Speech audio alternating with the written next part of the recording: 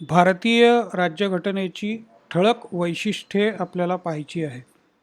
Salient features of Indian constitution. तो शब्द salient आहे हे लक्षात ठेवा, सायलेंट नाही आहे. SILENT, सायलेंट म्हणजे शांत. सेलियंट म्हणजे ठळक, प्रमुख, नजरेत भरणारी, महत्त्वाची. तर आपल्याला भारतीय राज्यघटनेची ठळक वैशिष्ट्य पाहायची आहे. तसं पाहायला गेलं तर राज्यघटनेचा अभ्यास हे खूप मोठा विषय आहे. म्हणजे 5 वर्षाचा लॉचा कोर्स केला तरी तो अभ्यास पूर्ण होणार नाही. सर्वोच्च न्यायालयाचा न्यायाधीश तुम्ही झालात तरी तुम्हाला अभ्यास चालूच ठेवावा लागेल. कारण घटना ही उत्क्रांत होत जाणारं पुस्तक आहे, उत्क्रांत होत जाणारं एक डॉक्युमेंट आहे. घटनेमध्ये कालपरिस्थितीप्रमाणे बदल होत राहतात. त्यामुळे घटनेची आपण जे काही करून घेणार आहोत ती केवळ एक तोंड ओळख असणार आहे. घटनेला काही समानार्थी शब्द आहेत, त्याच्यामुळे कदाचित गोंधळ होण्याची शक्यता आहे. त्यामुळे हे शब्द इथे मी पहिल्यांदा देतोय. तुम्ही घटना हा शब्द वापरू शकता. तो कन्फ्युजिंग वाटत असेल तर राज्यघटना असा शब्द म्हणू शकता. भारतामध्ये अधिकृतरित्या मराठी भाषांतर करताना संविधान हा शब्द वापरलेला आहे. सगळ्यांचा मिळून अर्थ इंग्लिशमध्ये कॉन्स्टिट्यूशन. तर हे गोंधळ कमी करण्यासाठी म्हणून 4 शब्द एकत्रितपणे दिले आहेत. आता आपल्याला पाहायचं आहे ते भारताची आजची घटना आणि तिचे वैशिष्ट्य. पण त्याच्या आधी भारतासंबंधी काही आणखीन चर्चा करू आपण. हा आजच्या भारताचा नकाशा आहे, 2020 मधला भारत, की ज्याच्यामध्ये 28 राज्य आहेत आणि 8 केंद्रशासित प्रदेश आहेत. घटनेमध्ये तुम्हाला 9ची यादी दिसेल, पण दादरा नगर हवेली आणि दीव दमण एकत्र केल्यामुळे ते 8च झालेले आहेत. तर 28 अधिक 8 म्हणजे 36, असे 36 घटकांचा मिळून भारत आजचा तुम्हाला दिसतो आहे. पण भारत असाच होता का? भारताची घटना कोणी तयार केली, कशी तयार केली याचा आपण थोडासा आढावा घेतला आहे. संविधान नावाची जी सिरियल आहे त्याच्यामध्ये मी तुम्हाला बघायला सांगितलं. त्याच्यात तर तुम्हाला 10 भागांमध्ये जवळपास 10 तासांच्या वर व्हिडिओ मटेरियल आहे आणि तुम्ही ते अगदी व्यवस्थित पाहू शकता. त्याच्या नोट्स काढा, म्हणजे भारतीय राज्यघटनेच्या निर्मितीचा इतिहास तुमचा अगदी स्पष्ट होऊन जाईल. आणि हिंदीमधून ते आहे, त्याच्यामुळे भाषेचंही फारसं अडचण येण्याचं काही कारण नाही. तर भारत आज जसा दिसतो तसा कायम होता का? तर तसा नव्हता. भारत 1947 पूर्वी कसा होता ते पहा. तर इथे तुम्हाला दिसेल की पूर्ण पाकिस्तानचा जो भाग आहे, बलुचिस्तान, तर काही भाग गुलाबी कलरनी रंगवलेले आहेत आणि दुसरा एक कलर आहे. तर 2 कलर्समध्ये जो गुलाबी कलर आहे त्याचा अर्थ ती संस्थानं आहेत. हे जम्मू आणि काश्मीरचं संस्थान भारताच्या अगदी उत्तरेच्या टोकाला. इकडच्या बाजूला पाकिस्तानमध्ये हे बलुचिस्तान आणि बलुचिस्तानचे संबंधित त्यातली राज्य. ही सगळी दक्षिणेकडची संस्थानं. इथे राजस्थान, गुजरात या भागात असलेली संस्थानं. तर भारत हा 2 भागांमध्ये 1947 पूर्वी विभागला गेलेला होता. संस्थानिकांचा भारत आणि ब्रिटिश भारत. तर ब्रिटिशांनी सगळी भूमी ताब्यात घेतली, पण इथे जे संस्थानिक होते, वेगवेगळे राजे राजवाडे, उदाहरणार्थ महाराष्ट्रामध्ये कोल्हापूरचं संस्थान शाहू महाराज, सांगलीचं संस्थान पटवर्धनांचं, भोरचे पंतप्रतिनिधी आणि त्यांचं संस्थान, इथे कोकणामध्ये आपल्या जवळ मुंबईच्या जव्हारचं संस्थान. तर असे छोटे छोटे संस्थानं होती. काश्मीरसारखी मोठी संस्थानं होती. हैदराबादचा नवाब होता, हैदराबादचा निजाम होता, तर निजामाचं मोठं संस्थान होतं. हे निजामाचं संस्थान मोठंच्या मोठं मध्ये तुम्हाला दिसतं आहे. तर हे निजामाचं संस्थान. तर ही संस्थानं इंग्रजांनी खालसा केली. झाशीच्या राणीची कथा तुम्हाला आठवत असेल. ग्वाल्हेरचं संस्थान, झाशीचं संस्थान. तर झाशीच्या राणीने लढा दिला, परंतु तिचा शेवटी पराभव झाला. इंग्रजांच्याकडे चांगल्या दर्जाची टेक्नॉलॉजी, तंत्रज्ञान होतं. युद्धाच्या कला त्यांची विकसित झालेली होती, त्यांची शस्त्रास्त्र चांगल्या दर्जाची होती. त्यामुळे भारतीय संस्थानिकांचा त्यांच्यापुढे फारसा टिकाव लागला नाही आणि इंग्रजांनी सर्व संस्थानं खालसा केली. पण त्यांचा प्रशासन या संस्थानिकांच्याकडेच ठेवलं आणि त्यांना सांगितलं की आम्हाला वर्षाला तुम्ही एवढी खंडणी द्यायची आहे. आमचं सैन्य तुमच्याकडे असेल, तैनाती फौज असं त्याला म्हणायचं. आठवतंय का बघा शब्द? इतिहासामध्ये कधीतरी तुम्ही शाळेत वाचलं असेल. आमचा एक रेसिडेंट ऑफिसर तुमच्याकडे असेल आणि तो सांगेल त्याप्रमाणे तुम्ही निर्णय घ्यायचे आहेत. त्याच्या सल्ल्याने, त्याच्या परवानगीने निर्णय घ्यायचे. तर अशी ही संस्थानं होती. तर हा संस्थानिकांचा भारत होता आणि उरलेला भारत ब्रिटिशांची थेट राजवट त्याच्यावरती होती. त्याच्याही आधी ब्रिटिश येण्यापूर्वी भारताचं चित्र आणखीन वेगळं होतं. म्हणजे मुघल साम्राज्य होतं किंवा मग निजामशाही, आदिलशाही, कुतुबशाही असे वेगवेगळ्या राजवटी इथे होत्या. मराठा एम्पायर होतं, पेशवाई होती. त्याचे हे वेगवेगळे मॅप्स तुम्हाला दिसतील. त्याच्याही पूर्वी सम्राट अशोक, इसवी सन पूर्व 3रं शतक, आणि अगदी त्याच्याही मागे गेलात तर तुम्हाला जैन काळ, बौद्ध काळ किंवा मग वैदिक काळ हे सगळं बघायला मिळेल. तर सम्राट अशोकाचं मौर्य साम्राज्य, मौर्यांचं साम्राज्य हे संपूर्ण भारतभर पसरलेलं साम्राज्य होतं. हे सांचीचे स्तूप त्याने बांधलेले अजूनही भक्कम आहेत. इतक्या वर्षांनंतर, इतकी शतकं गेली त्याच्यानंतर सुद्धा तुम्हाला दिसेल की हे सगळे बांधकामं भक्कम आहेत. पुष्कळ संस्कृती प्रगत झालेली होती त्या काळामध्ये. आणि हे मौर्य एम्पायर बघा. तर हा पाकिस्तान, अफगाणिस्तान म्हणजे कंदाहारपासून ते थेट दक्षिण भारतापर्यंत, म्हणजे मद्रास, केरळ, तमिळनाडू आणि केरळ एवढेच भाग वेगळे दिसत आहेत. तर बाकीचा सगळा भाग हा यांनी व्यापलेला होता. तर एवढं मोठं एम्पायर होतं. आता हा एक भाग झाला.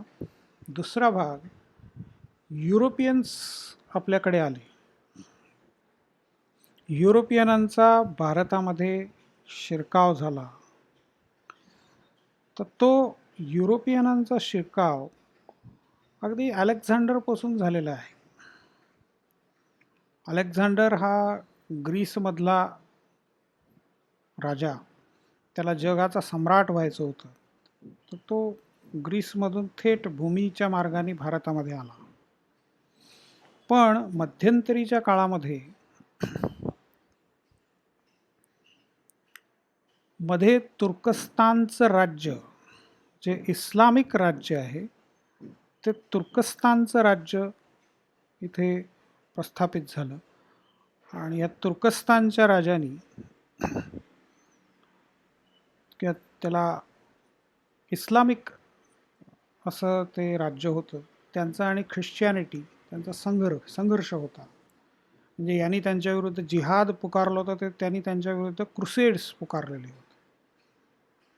ही क्रुसेड्स आणि जिहाद असल्यामुळे तुर्कस्तानमधून भारतामध्ये येणं, चीनमध्ये जाणं किंवा जपानमध्ये जाणं हे केवळ अशक्य होऊन बसलं होतं. आणि म्हणून मग स्पेनचा राजा, पोर्तुगालचा राजा यांनी असं प्रयत्न सुरू केले आणि प्रोत्साहन द्यायला सुरुवात केली की तुम्ही समुद्राचे मार्ग शोधा, समुद्री मार्गाने भारतात येण्याचे वेगवेगळे मार्ग शोधा. तर हे सुरू करण्याचा प्रयत्न झाला आणि त्याच्यामध्येच 1498मध्ये वास्को दी गामा हा पहिल्यांदा आफ्रिकेच्या अगदी टोकाला, दक्षिणेला जाऊन भारतामध्ये पोचला. केप ऑफ गुड होपला वळसा घालून तो भारतामध्ये पोचला. त्याच्या बरोबरीने काही डच लोकसुद्धा आले. डच म्हणजे नेदरलँड्स. तर डच लोकसुद्धा भारतामध्ये आले, पण ते दक्षिणेकडेच राहिले. डच ईस्ट इंडियन कंपनी त्याला म्हणतो आपण. पण त्याच्यानंतर ते दक्षिणेतून इंडोनेशियामध्ये निघून गेले आणि मग इंडोनेशियामध्ये त्यांचं साम्राज्य त्यांनी पसरलं. पोर्तुगीज मात्र वास्को दी गामाच्या बरोबर आलेले पोर्तुगीज मात्र इथे विस्तार त्यांचा होत गेला आणि तो विस्तार वाढत गेला. गोवा हे त्यांनी केंद्र बनवलं आणि अगदी 1962 ते तिथे ठाण मांडून होते. म्हणजे भारताला स्वातंत्र्य मिळाल्यानंतर पुन्हा 12 वर्षानंतर भारत सरकारला लष्करी कारवाई करावी लागली, तेव्हा पोर्तुगीजांनी शरणागती पत्करली आणि 1962 मग भारत गोव्यामध्ये सामील झाला. गोवा मुक्ती संग्राम करावा लागलेला होता. 1600 सालामध्ये ब्रिटिश ईस्ट इंडिया कंपनी भारतात व्यवसाय करण्याच्या निमित्ताने आले. म्हणजे व्यापारी म्हणून आले आणि राज्यकर्ते झाले, असं एक इतिहासाच्या धड्याचं टायटल होतं शाळेमध्ये. तर 1600 ब्रिटिश ईस्ट इंडिया कंपनीला इथे काम करण्याचं लायसन्स मिळालं. ते इथे आले.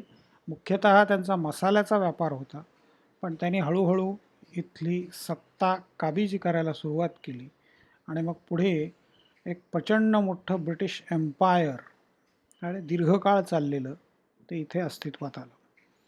1757 बंगालमध्ये प्लासीला लढाई झाली आणि तो तिथे त्यांचा मोठा विजय होता.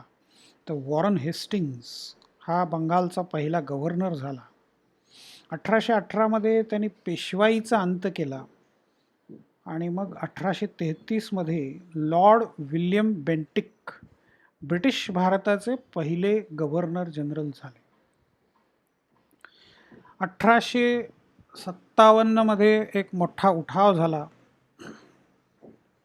मंगल पांडे त्या नावाचा सिनेमा पण आहे, तुम्ही पहा, आमिर खानचा सिनेमा आहे, त्याच्यामध्ये पण तुम्हाला बऱ्याच गोष्टी कळतील. तर 1857चा उठाव झाला आणि त्या सिनेमामध्ये पण ज्याचा उल्लेख आहे ते कंपनी सरकार इथून निघून गेलं आणि मग ब्रिटिशांनी सत्ता खऱ्या अर्थाने स्वतःकडे घेतली. तर भारतामध्ये ब्रिटिश रूल सुरू झाला तो 1858 पासून. तर 1858 नंतर मग भारताचा व्हॉइस रॉय असायला लागला आणि मग ब्रिटिशांनी टप्प्याटप्प्याने इथे सुधारणा करायला सुरुवात केली. महादेव गोविंद रानडे जे न्यायाधीश होते, मोठे विद्वान होते, त्यांनी हे अगदी जाणीवपूर्वक आणि अगदी मुद्दाम असं सांगितलेलं होतं की ब्रिटिशांना विरोध करू नका, ब्रिटिश जे सांगतायत ते आधी शिकून घ्या. ब्रिटिश जे आपल्याला पार्लमेंटरी सिस्टीम, संसदीय कार्यपद्धती, नव्या पद्धतीने प्रशासन चालवणं, कायदे, स्वातंत्र्य, समानता, न्याय, हे सगळ्या गोष्टी ज्या ब्रिटिशांच्याकडे आहेत त्या आधी शिकून घ्या आणि त्यानंतर मग त्यांना विरोध करण्याचा विचार करा. त्यानंतर त्यांना फारसा कधी मग विरोध करावा लागणार नाही. तुम्ही जर शिकलात सगळं तर तुम्ही स्वतःच्या ताब्यात सगळं घ्याल आणि ब्रिटिश निघून जातील, असं काहीतरी रानड्यांच्या डोक्यामध्ये होतं. ईश्वराची एक योजना आहे आणि त्या योजनेप्रमाणे ब्रिटिश इथे आले आहेत आणि त्यांच्याकडून आपण शिकून घ्यावं. तर प्रॉव्हिडन्स असं त्याला शब्द आहे, ईश्वराची योजना. तर ते ब्रिटिशांनी टप्प्याटप्प्याने इथे सुधारणा केल्या. 1909, 1919 आणि शेवटी 1935चा भारत सरकारचा कायदा, इथपर्यंत या सुधारणा झाल्या. तर 1935चा कायदा हा त्यातल्या त्यात मोठा असा शेवटचाच कायदा होता आणि त्याच्या आधारावरच मग भारतीय घटनेची निर्मिती मोठ्या प्रमाणावर झाली. क्रिप्स मिशनविषयी पण आपण बोललो. गोखल्यांनी घटना तयार करण्याची सूचना कशी केली होती तेही आपण पाहिलं. आणि हे सगळं झाल्यानंतर शेवटी ब्रिटिशांनीच एक घटना समितीची निर्मिती करून दिली लोकांनी घटना समितीच्या सदस्यांना निवडून दिलं आणि 9 डिसेंबर 1946ला घटना समितीचं पहिलं अधिवेशन झालं आणि मग तिथून घटना लिहायला सुरुवात झाली. 26 नोव्हेंबर 1949 रोजी घटना आपली लिहून पूर्ण झाली होती आणि 26 जानेवारी 1950 रोजी ती लागू करण्यात आली. त्याचं कारणही आपण काल बघितलेलं होतं. 19 डिसेंबर 1929ला लाहोर अधिवेशनामध्ये, काँग्रेस पक्षाच्या लाहोरच्या अधिवेशनामध्ये पूर्ण स्वराज्याचा ठराव मांडण्यात आला. तर आयर्विन पॅक्ट नावाचा, आयर्विन करार, तर त्याच्यामध्ये लोकांना खूप आशा होती की भारताला स्वतंत्र डोमिनियन स्टेटस दिलं जाईल, पण ते दिलं गेलं नाही. डोमिनियन म्हणजे सार्वभौम राज्याचा दर्जा, म्हणजेच एक प्रकारे स्वातंत्र्य, पण ते मिळालं नाही आणि म्हणून मग शेवटी लाहोर काँग्रेसमध्ये 1929ला त्यांनी पूर्ण स्वराज्याचा ठराव मांडला आणि 26 जानेवारी 30ला त्यांनी त्याची जाहीर घोषणा केली आणि लोकांना सांगितलं की तुम्ही स्वातंत्र्य दिन साजरा करा. म्हणजे जसं 4 जुलै 1776ला अमेरिकेच्या स्वातंत्र्याची घोषणा करण्यात आली, तसं 26 जानेवारी 1930ला ती जाहीर घोषणा करण्यात आली आणि तो स्वातंत्र्य दिवस म्हणून साजरा केला गेला. त्यामुळे भारताची घटना ही 26 नोव्हेंबर 1949ला लिहून पूर्ण झालेली असली तरी 26 जानेवारी 1950ला लागू करण्यात आली. आता घटनेची सुरुवात कशी आहे ते बघूया आपण. तर घटनेची सुरुवात ही संविधान उद्देशिका त्याला म्हणतात. उद्देशिका इंग्लिशमध्ये प्रिॲम्बल. त्या प्रिॲम्बलनी भारताच्या घटनेची सुरुवात होते. उद्देशिका म्हणजे एक प्रकारे प्रस्तावना. कुठलंही पुस्तक लिहिताना त्या पुस्तकाची पहिल्यांदा प्रस्तावना केली जाते. प्रस्तावनेमध्ये लेखक मी पुस्तक का लिहितोय, त्याचं कारण काय, पुस्तकामध्ये कोणकोणते मुद्दे मांडलेले आहेत आणि त्याची साधक बाधक चर्चा थोडक्यात तो प्रस्तावनेमध्ये करतो. म्हणजे प्रस्तावना वाचल्यानंतर पुस्तक कशाबद्दलचं आहे आणि आपल्याला आवडेल की नाही, आपण वाचावं की नाही, ते वाचकाला ठरवता यावं. आता संविधान हे साधं पुस्तक नाही आहे. तर आपण बघितलं तो भारताचा मूलभूत कायदा आहे. तर त्याची प्रस्तावना, त्याला उद्देशिका किंवा दुसरा एक परत शब्द आहे त्याला सरनामा आणि इंग्लिशमध्ये त्याला प्रिॲम्बल असं म्हणतात.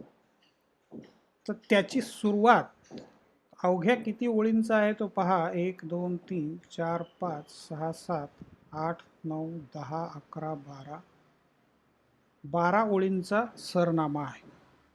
शेवटी जे आहे ते फक्त आम्ही आज या दिनांक 26 नोव्हेंबर 1949 रोजी हे संविधान अंगीकृत आणि अधिनियमित करून स्वतः प्रत अर्पण करीत आहोत. म्हणजे मूळ जे संविधानात लिहिलेलं आहे, उद्देशिकेमध्ये लिहिलं आहे, ते फक्त 12 ओळींचंच आहे. तर ही 12 ओळी काय काय आहेत ते बघा आता. या आम्ही भारताचे लोक, इथून सुरुवात होते. हे मूळ इंग्लिशचं भाषांतर आहे. मुद्दाम मी भाषांतर, कारण बहुतेक सगळे मराठीमध्ये असल्यामुळे मी भाषांतर दाखवतो इथे. मूळ इंग्लिश कॉन्स्टिट्यूशन तुम्ही पहिली स्लाईड जर बघितली, त्या पहिल्या स्लाईडमध्ये लिंक आहे, तिथून डाउनलोड करू शकता. 9 सप्टेंबर 2020ची कॉन्स्टिट्यूशन आहे. म्हणजे 9 सप्टेंबर 2020 पूर्वीच्या सगळ्या गोष्टी त्याच्यामध्ये आहेत. साधारणपणे त्यांनी लिहिलं आहे त्याच्यामध्ये की 2019पर्यंतचे सर्व घटना दुरुस्त्या त्याच्यामध्ये समाविष्ट करण्यात आलेल्या आहेत. म्हणजे 104पर्यंत घटना दुरुस्त्या त्या आवृत्तीमध्ये आहे. घटनेची आवृत्ती वारंवार काढली जाते. म्हणजे बरेच मोठे बदल झाले की साधारणपणे नवीन आवृत्ती काढली जाते. तर 1950ची घटना आणि आजची घटना याच्यामध्ये प्रचंड बदल झालेले आहे. तर घटना दुरुस्ती का करावी लागते, त्याचं महत्त्व काय, त्याची गरज काय, हे सगळं काल आपण पाहिलं. आणखीनही थोडं परत पुन्हा पाहू.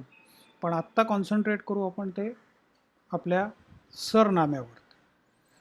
तर आम्ही भारताचे लोक, we the people of India, याचं ते भाषांतर आहे. आता हे we the people of India, तर वी द पीपल हे शब्द अमेरिकेच्या राज्यघटनेवरून घेतलेले आहे. जसेच्या तसे त्यांची घटनेची सुरुवात तशीच आहे, we the people of United States of America. तर आपण काय म्हणतो, we the people of India.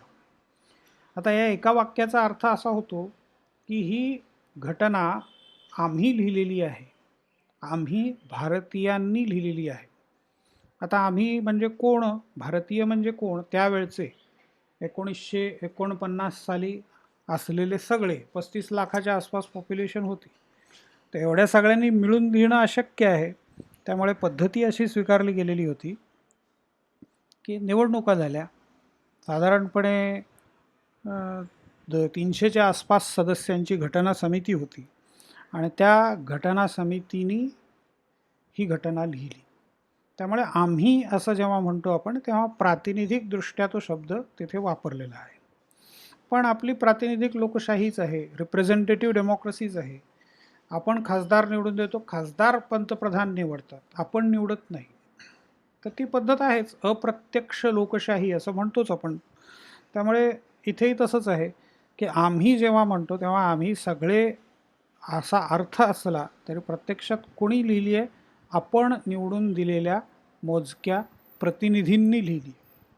आणि आपल्या सुदैवाने ते प्रतिनिधी अत्यंत हुशार, अत्यंत अनुभवी, मॅच्युअर्ड असे होते, विद्वान होते, एकापेक्षा एक आपल्या आपल्या क्षेत्रामध्ये श्रेष्ठ होते. ते यांनी लिहिलेली असल्यामुळे आपल्याला एक मोठा वारसा मिळालेला आहे. तर ह्या सगळ्यांनी लिहिली याचा दुसरा एक अर्थ असा होतो की ही ईश्वराने निर्माण केलेली नाही.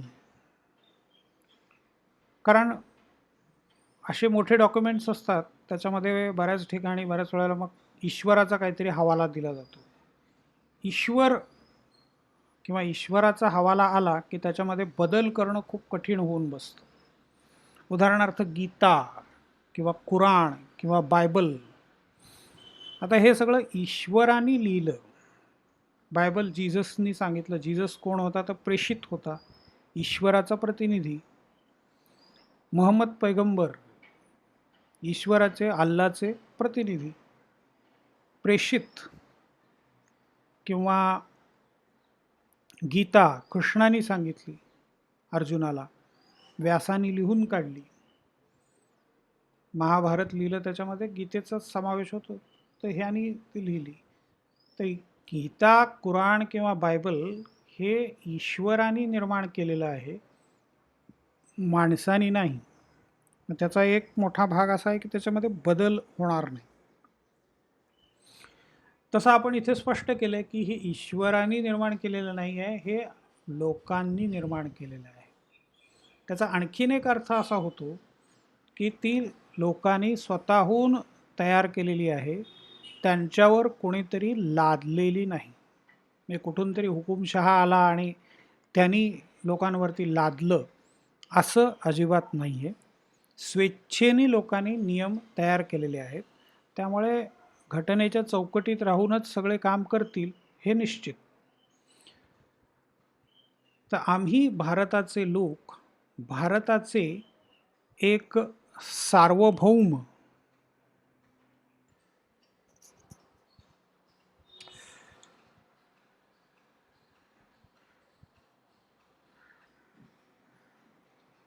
समाजवादी धर्मनिरपेक्ष लोकशाही गणराज्य घडवण्याचा व त्याच्या सर्व नागरिकास सामाजिक, आर्थिक व राजनैतिक न्याय, विचार, अभिव्यक्ती, विश्वास, श्रद्धा व उपासना यांचे स्वातंत्र्य, दर्जाची व संधीची समानता निश्चितपणे प्राप्त करून देण्याचा आणि त्या सर्वांमध्ये व्यक्तीची प्रतिष्ठा व राष्ट्राची एकता आणि एकात्मता यांचे आश्वासन देणारी बंधुता प्रवर्धित करण्याचा संकल्पपूर्वक निर्धार करून आमच्या संविधान सभेत आज दिनांक 26 नोव्हेंबर 1949 रोजी याद्वारे हे विधान अंगीकृत आणि अधिनियमित करून स्वतः प्रत अर्पण करीत आहोत. एकूण फक्त 75 शब्दांची मिळून बनलेली ही उद्देशिका. यापैकी पहिल्या ओळीचं स्पष्टीकरण मी तुम्हाला दिलं, आम्ही भारताचे लोक. त्याच्यानंतर आता पुढचा जो भाग आहे भारताचं वर्णन आहे. भारत कशा प्रकारचा देश असेल त्याचं ते वर्णन आहे. भारताचे एक सार्वभौम याचा अर्थ काय की जो अंतर्गत बाबतीमध्ये जे सरकार त्याची ताकद जी आहे ती अंतिम असेल, त्याचं म्हणणं त्याचा शब्द हा शेवटचा शब्द असेल, भारताचं सार्वभौम सरकार. आणि परराष्ट्र धोरणाच्या बाबतीमध्ये पण भारत सरकार स्वतंत्र असेल, म्हणजे दुसऱ्या राष्ट्रांशी कसे संबंध ठेवायचे ते आपलं आपण ठरवणार, आपल्यावर कोणी दबाव आणू शकत नाही. तर असं एक सार्वभौम अंतर्बाह्य सार्वभौमत्व असलेलं राष्ट्र. तर ते समाजवादी असेल. आता समाजवादी शब्द त्यावेळेला खूप महत्त्वाचा होता 1949 मध्ये. त्यावेळेला रशियाचा किंवा USSRचा प्रभाव होता, नेहरूंवरती USSRचा प्रभाव होता, कम्युनिझमचा प्रभाव होता. नेहरू हे काँग्रेस समाजवादी गट नावाचा काँग्रेसच्या अंतर्गत असलेल्या गटाचे सदस्य होते. त्यांच्याबरोबर जयप्रकाश नारायण होते किंवा सुभाषचंद्र बोस पण त्याच्यामध्ये होते. तर समाजवाद हे त्यावेळेला एक चलनी नाणं होतं किंवा एक प्रभावी शब्द होता. समाजातल्या गरिबांचा कैवार घेणारा विचार. समाजातले बहुसंख्य कुठल्याही समाजात गेलात तरी श्रीमंत फार थोडे असतात, बहुसंख्य हे कष्टकरी जनता असते. तर कष्टकरी कामगार आणि शेतकरी यांचा कैवार घेणारा विचार म्हणजे समाजवाद. समाजाच्या बाजूनी किंवा बहुसंख्य समाजाच्या बाजूनी बोलणारा विचार म्हणजे समाजवाद. तर भारत हे समाजवादी राष्ट्र असेल, ते भांडवलवादी नसेल, ते श्रीमंतांचं मोजक्या श्रीमंतांचं राज्य नसेल, ते समाजाचं असेल. त्याच्यानंतर भारत हा धर्मनिरपेक्ष असेल, म्हणजे भारतामध्ये अनेक धर्माचे लोक राहतात, बहुसंख्य हिंदू आहेत, पण म्हणून ते हिंदू राष्ट्र असणार नाही, ते दुसऱ्या कुठल्याही धर्माचं राष्ट्र असणार नाही, जैन किंवा बौद्ध किंवा इस्लाम किंवा शीख किंवा पारशी, सर्व धर्मांना समान वागणूक दिली जाईल. तर आपल्या धर्मनिरपेक्षतेचं पहिलं वैशिष्ट्य हे आहे की सर्व धर्म समानता.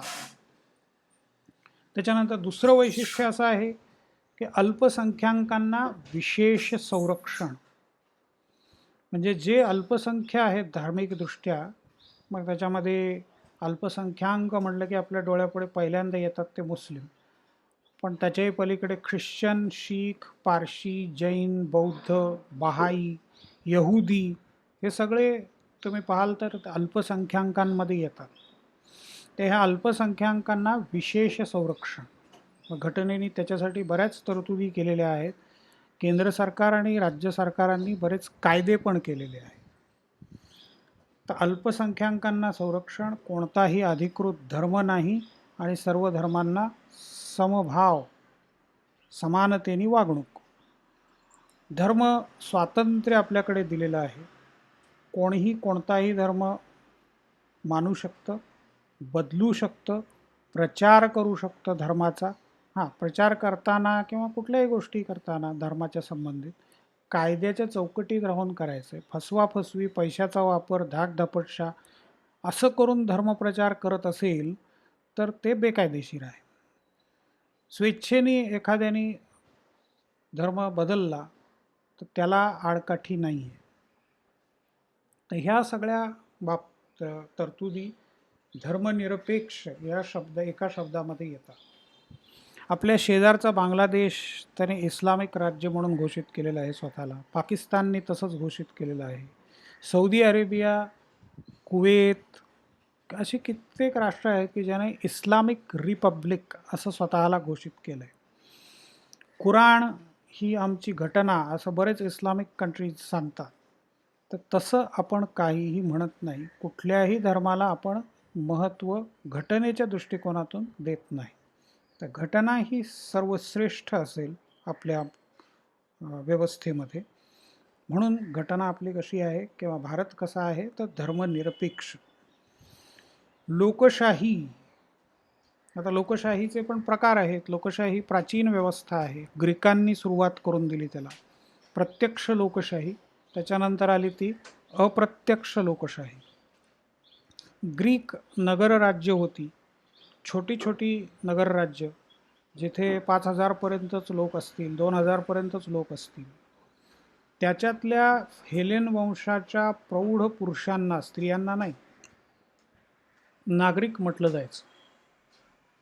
आता हे नागरिक सगळे मिळून 100-200 असतील तर हे एकत्र यायचे, आपल्या प्रश्नांवरती चर्चा करायचे आणि निर्णय घ्यायचे. निर्णय सहज नाही झाला तर मतदान करायचं. म्हणजे प्रत्येक नागरिकाला मतदान करण्याचा समान अधिकार होता आणि मतदान करून थेट प्रश्न सोडवला जायचा. मतदान प्रतिनिधी निवडण्यासाठी करून प्रतिनिधींनी प्रश्न सोडवणं असा प्रकार नव्हता. त्यामुळे त्याला प्रत्यक्ष लोकशाही असं म्हणतात, डायरेक्ट डेमोक्रेसी. आता जसं जसं आकारमान वाढत गेलं प्रदेशांचं, जसं जसं लोकसंख्या वाढत गेली, तसं प्रत्यक्ष लोकशाही अशक्य होऊन बसली. म्हणून जगभर अप्रत्यक्ष लोकशाही स्वीकारली गेली. ब्रिटिश व्यवस्था, अमेरिकन व्यवस्था हे 2 मॉडेल्स आहेत अप्रत्यक्ष लोकशाहीचे. ब्रिटनमध्ये संसदीय लोकशाही आहे, तर अमेरिकेमध्ये अध्यक्षीय लोकशाही आहे. याविषयी सविस्तर आपण पाहणारच आहोत. मी आत्ता जाता जाता उल्लेख फक्त करत जातो आहे. तर ब्रिटनमध्ये संसदेमधूनच कार्यकारी मंडळाची निवड होते. अमेरिकेमध्ये कायदे मंडळ, कार्यकारी मंडळ आणि न्यायमंडळ तिन्ही स्वतंत्र आहेत. तर आपल्याकडे ब्रिटिशांचं राज्य होतं, त्यामुळे आपण ब्रिटिशांची व्यवस्था स्वीकारली. तर आपल्याकडे संसदीय लोकशाही आहे.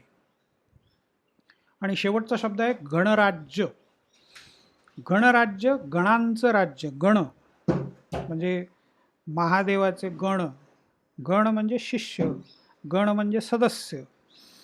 तर गणराज्य, गणांचं राज्य म्हणजे सदस्यांचं राज्य, म्हणजेच नागरिकांचं राज्य. म्हणजेच ग्रामपंचायतीच्या सदस्यापासून राष्ट्रपतीपर्यंत प्रत्येक पद निवडणुकीच्या माध्यमातून त्या पदावरती माणूस निवडला जाईल. याला म्हणायचं गणराज्य. तर आम्ही भारताचे लोक भारताचे एक सार्वभौम, समाजवादी, धर्मनिरपेक्ष, लोकशाही गणराज्य घडवण्याचा, म्हणजे भारताचं वर्णन पूर्ण झालं. व त्याच्या सर्व नागरिकास, आता नागरिकांना काय काय देणार घटना, राज्यघटना किंवा आपलं संविधान नागरिकांना काय काय देणार ते पुढच्या काही ओळींमध्ये आहे. काय देणार तर सामाजिक, आर्थिक व राजनैतिक न्याय. न्याय देणार, पण त्याच्यामध्ये पहिल्यांदा महत्त्वाचा शब्द काय वापरला आहे, सामाजिक न्याय. आपल्याकडे जाती व्यवस्था आहे, प्राचीन काळापासून प्रचलित असलेली जाती व्यवस्था. वर्णव्यवस्था, जाती व्यवस्था यांनी माणसांचं विभाजन केलं. काही मोजक्या लोकांच्या हातामध्ये सगळी सत्ता गेली. ज्ञानाची मक्तेदारी केवळ ब्राह्मणांच्याकडे राहिली. क्षत्रियांनी केवळ संरक्षण करायचं, वैश्यांनी केवळ व्यापार आणि उत्पादनाची कामं करायची आणि शूद्रांनी फक्त सेवेची कामं करायची. त्यांनी शिकायचं नाही, त्यांना अक्षर ओळख असता कामा नये. ते अक्षर शत्रूच राहिले पिढ्यानपिढ्या. त्याच्यामुळे त्यांची प्रगती झाली नाही. विकास झाला नाही, बुद्धिमत्ता क्षमता असून त्या क्षमतेचा विकास त्यांना करता आला नाही. बुद्धिमत्ता ही एक गोष्ट आहे आणि बुद्धिमत्तेचा विकास ही दुसरी गोष्ट आहे. शिक्षणाच्या सहाय्याने तुम्ही बुद्धिमत्तेचा विकास करता, तर त्यांना शिक्षणापासून वंचित ठेवलं गेलं आणि मग त्याच्यामुळे मग चांगल्या नोकऱ्या त्यांना मिळाल्या नाहीत. ब्रिटिशांनी इथे ज्या वेळेला इंग्रजी शिक्षण आणलं तर इंग्रजी पहिल्यांदा कोण शिकू शकले तर ब्राह्मण. त्यामुळे प्रशासनामध्ये मोठ्या प्रमाणावरती पहिल्यांदा कोण गेले तर ब्राह्मण. दुसऱ्या कोणालाही इंग्रजी येत नव्हतं, दुसऱ्या कोणालाही शिक्षणाचा गंध नव्हता, लिहिता वाचता येत नव्हतं, त्यामुळे ते प्रशासनात जाऊ शकले नाही. तर हा काय झाला, सामाजिक अन्याय. आणि सामाजिक अन्यायातूनच मग आपोआप आर्थिक अन्याय पण होतो. म्हणजे तुमच्याकडे क्षमता विकसित नाही आहे, तुम्हाला चांगल्या उद्योग व्यवसायांमध्ये जाता येत नाही, चांगल्या गोष्टी करता येत नाहीत, भरपूर पैसा मिळवता येणार नाही, संपत्ती वाढवता येणार नाही, म्हणजे आर्थिक अन्याय झाला. राजनैतिक राजकीय अधिकार ते पण संकुचित आहेत.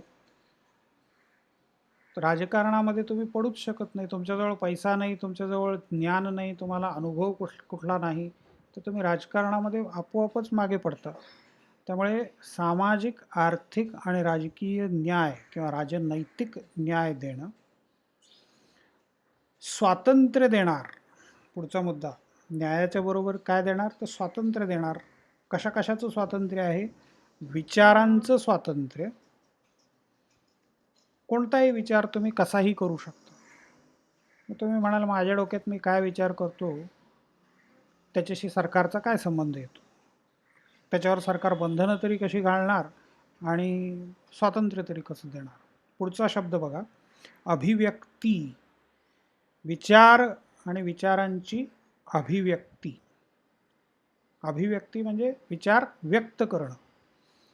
विचार एखाद्या छोट्याशा हँडबिलाच्या आधाराने पण व्यक्त करता येतात. भिंतीवर लिहिलं जाणारं जे काही जाहिराती असतात किंवा घोषवाक्य असतात, विचारांची अभिव्यक्ती आहे. विचार कवितेच्या माध्यमातून व्यक्त होतात, लेखांच्या माध्यमातून होतात, पुस्तकं, नाटक, सिनेमा, पथनाट्य, चित्रकला, शिल्पकला, स्थापत्यकला, कुठल्याही मार्गाने तुम्ही तुमच्या मनामध्ये काय आहे ते सांगू शकता. म्हणजे अभिव्यक्ती करू शकता तुमच्या विचारांची. तुम्हाला हवा त्या गोष्टींवर तुम्ही विश्वास ठेवा आणि श्रद्धा पण ठेवा. विश्वास आणि श्रद्धा, विश्वास माणसांवर ठेवतो,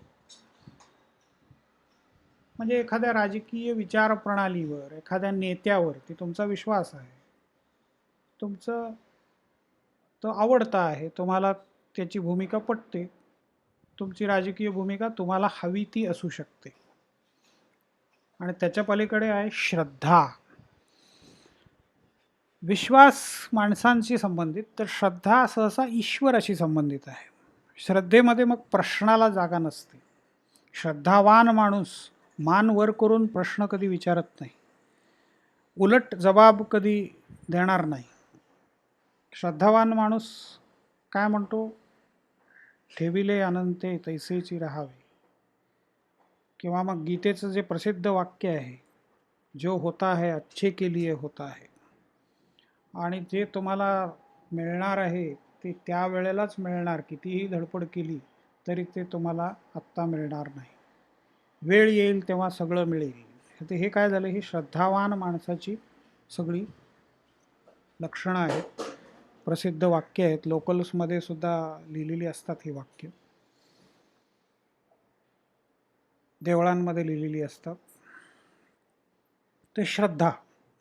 तर कुठल्याही धर्मावर श्रद्धा ठेवण्याची, कुठल्याही पंथावर श्रद्धा ठेवण्याची मुभा नागरिकांना आहे. एखादा धर्म मानताय तर त्याची एक उपासनेचं पद्धत आहे, तर त्या उपासनेची पद्धत फॉलो करायला पण तुम्ही स्वतंत्र आहात. तर एवढ्या प्रकारचं सगळं स्वातंत्र्य, विचारांचं, विचार व्यक्त करण्याचं, विश्वास ठेवण्याचं, श्रद्धा ठेवण्याचं आणि उपासना करण्याचं स्वातंत्र्य. त्याच्यानंतर समानता, दर्जाची आणि संधीची. दर्जा, पंतप्रधानांचा दर्जा वेगळा आणि सामान्य माणसाचा दर्जा वेगळा. रस्त्यावर भीक मागत बसलेला माणूस आहे तो आणि पंतप्रधान. भारतीय घटनेप्रमाणे दोघांचाही दर्जा समान आहे. दोघंही माणसं आहे. माणूस म्हणून जेव्हा संबंध येईल त्यावेळेला दोघांना समान वागणूक मिळेल, ही भारतीय घटना स्पष्टपणे मांडते.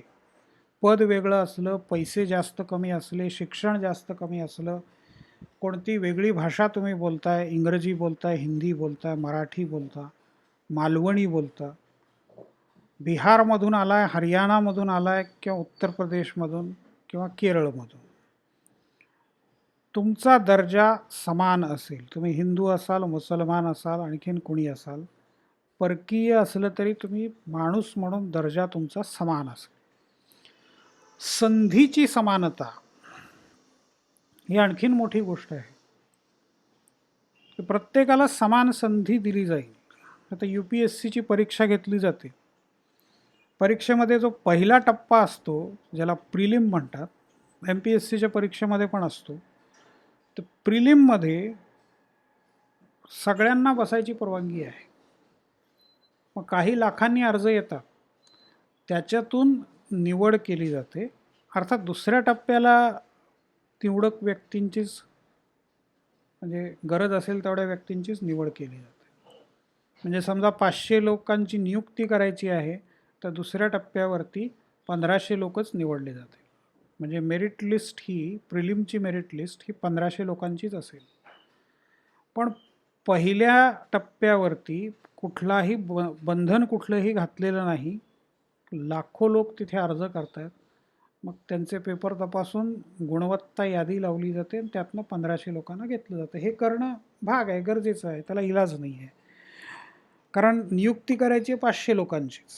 मग पुढे इंटरव्ह्यूमध्ये नेमके 1500मधून 500 निवडले जातात. तर ही साधारणपणे पद्धत UPSC MPSCमध्ये वापरली जाते. पण संधी सगळ्यांना कशी दिली तर ती समान दिली. मेडिकलची एंट्रन्स असेल, इंजिनिअरिंगची एंट्रन्स असेल, एकच परीक्षा सगळे भारतभर देतात, त्याच्यातून मेरिट लावलं जातं आणि त्याच्यात जे येतील, जे मेरिटमध्ये बसतील, त्या सगळ्यांना तो अभ्यासक्रम शिकण्याची संधी मिळते. तर संधीची समानता. तर हे सगळं निश्चितपणे प्राप्त करून देण्याचा आणि त्या सर्वांमध्ये व्यक्तीची प्रतिष्ठा. तर इथे परत तोच प्रश्न आहे, dignity of the individual, dignity म्हणतात त्याला. व्यक्ती म्हणून तुम्हाला काहीतरी वेगळं स्थान आहे. मग तुमचं पद कमी दर्जाचं असेल तरी व्यक्ती म्हणून तुमचा एक प्रतिष्ठा आहे, तुमची एक डिग्निटी आहे आणि ती मानली जाईल. तुच्छ लेखता येणार नाही तुम्हाला. राष्ट्राची एकता आणि एकात्मता, राष्ट्राची एकता, अखंडता त्याला म्हणतो आपण. राष्ट्र अखंड ठेवलं पाहिजे, राष्ट्र एकात्म असलं पाहिजे. आणि हे करण्यासाठी लोकांच्यामध्ये काय असलं पाहिजे तर बंधुता. तर बंधुता, बंधुभाव ज्याला म्हणतो आपण, एकमेकांना भाऊ बहिणींसारखं वागवणं, कुटुंबासारखी वागणूक सगळ्यांना देणं देशबांधवांना. तर याचं आश्वासन घटना देते आणि ही जी काही बंधुतेची भावना आहे ती प्रवर्धित म्हणजे वाढवण्याचा संकल्पपूर्वक निर्धार करतो, की आम्ही हे ठरवतोय, संकल्प करतोय की आम्हाला ही भावना वाढवायची आहे. तर आमच्या संविधान सभेत आज दिनांक 26 नोव्हेंबर 1949 रोजी हे संविधान अंगीकृत आणि अधिनियमित करून स्वतः प्रत अर्पण करीत आहोत.